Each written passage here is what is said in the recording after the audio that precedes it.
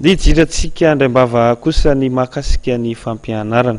Taoriny fialan-tsasatry ny paka dia tafiditra ao anatin'ny 3 volana fahatelo ny mpianatra amin'izao fotoana izao. Saika tamin'ity androan'ity avokoa no niditra an-tsekoly ireo sekoly tsy miankina izay nankalaza ny fetin'ny pasika tao anatin'ny fialan-tsasatra nandritra ny 2 herinandro teo eo. Ndeha ho jerentsika ary ny sary.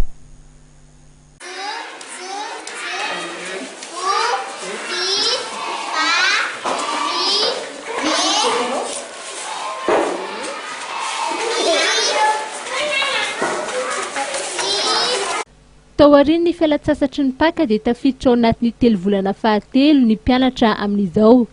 3 volana izay natokana ho famitana ny fandaharam-pianarana, asaika natokana ho an'ny famerenana kosa ho an'ireo kilasym-panadinana.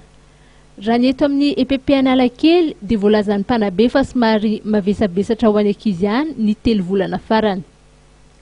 Amin'ny ankapobeny moa izany rehefa le 3 volana 3 farany toko dia ny famitana ny programa fandaharam-pianarana zany amin'ny 3 volana fahatelo farany.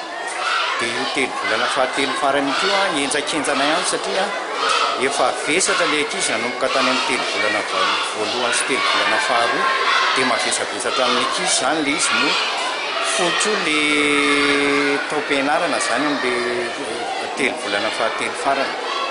Ohatran'ny mavesabesatra ihany ny ankizy amin'izay. Voalaza fa maro amin'ireo mpianatra no zanak'ireo mpivarotra ao Analakely.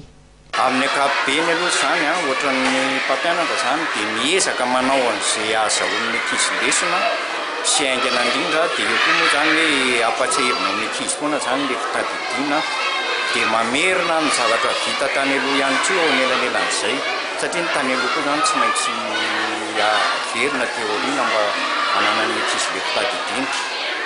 Le ankizy koa moa amin'ilay hoe fitadidiana efa ankizy efa kely taona daholo dia tsy mitovy amin'ilay ankizy teo aloha mihitsy zany le fitadidiana amin'ilay mémoire, satria ny ankizy ohatran'ny anay eto zany zao dia sahirana mihitsy amin'ilay saika ray aman-dreny aty Analakely mivarotra dia tsy dia misy fotoana firenarany andavanandro fa miala maraina amin'ny 9 na 10 zany dia alina fotoana dia tsisy fotoana ianarany dia eo no hoe manentana an'ilay ankizy zany zay sy ny ray aman-dreny izay ny tetika adidinay